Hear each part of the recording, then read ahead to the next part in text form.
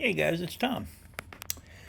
I seen this tag on, I think it was Randy w.s.g knives over at the Knife Delights. So last night I was watching Isaac Woods and Knowledge channel, and he had the tag on there, so I figured, well, I'll take it up. So I'm not sure where it originated, but Isaac put the open tag out, so that's where I'm at.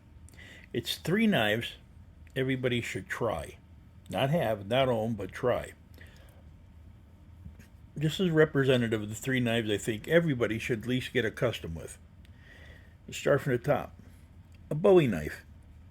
Something with a 7, 8, 9-inch blade. Nothing bigger than a 9-inch because then it becomes a machete or a short sword.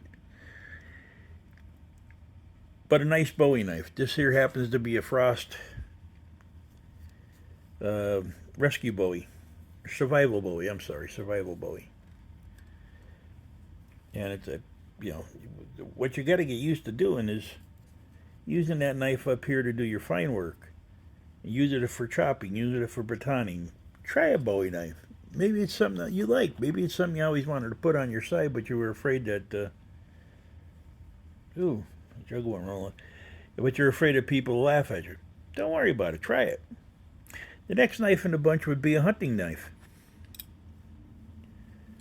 Just your standard, ordinary hunting knife. No, same thing. You take that and you try it. You see, the thing is here, that ricasso right there is not big, so the blade is just basically at my hand. There's not so much blade that it's going to get unwieldy. But give it a try. You don't have to use, this kind of knife. You could use, a cold steel hunter or a folding hunter knife or whatever.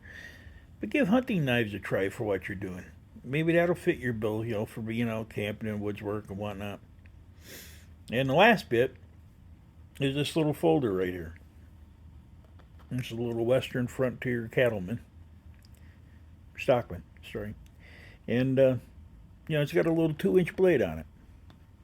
It's got a pen blade and it's got a small spade blade. Maybe this is what you do around town. You work at an office, you really don't go out in the woods that much or whatever, but you like knives. Give that a shot. You put that in your pocket. It's very unobtrusive. Nobody's going to be offended by it. And if they are, well, then quit your job, I guess. But nobody's really going to be offended by it. It's only got a 2-inch blade. If you need to sharpen a pencil, open a box, cut open a ream of paper or whatever, boom. So that's the three knives I would suggest for somebody to try. Would be a bowie, a bowie, whatever you want to call it. Now, whether it be, something like this Frost Rescue bowie or clip point bowie or a case, a Western, and there's millions of bowie knives out there. Even your average K-bar is considered to be a bowie anymore. That was used to be a hunting knife years ago. Try a hunting knife, 4 or 5-inch hunting knife blade. See if that's easier for you. Now, anything that knife can do, that knife can do.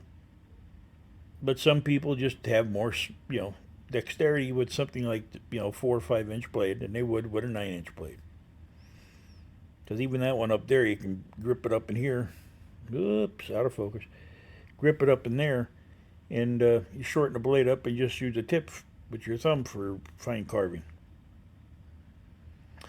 And last but not least, try a folder, a pocket knife. I'm not talking like, an Emerson or a Benchmade or something that's ready to go to war or whatever. I'm talking just a standard pocket knife. Try it. You might absolutely love it and never need another knife because you're not a woodsman, you're not running around, whatever. And even if you are in a recreational camper, that'll fit your bill. The famous Nesmuk, he's wrote a book and he was around forever. Used these two knives right here. He used a 6-inch blade hunting knife for his meat preparation and everything. And he used a 2-inch blade or a 2-blade jackknife for his fine stuff. So anyway, this is Tom. I hope you liked the video.